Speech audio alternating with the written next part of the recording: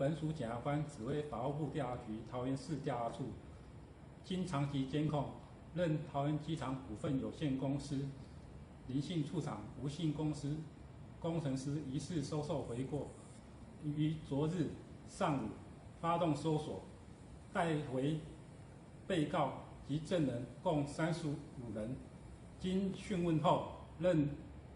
林姓处长、吴姓工程师涉犯贪污治罪条例等罪嫌，向桃园地方法院申请羁押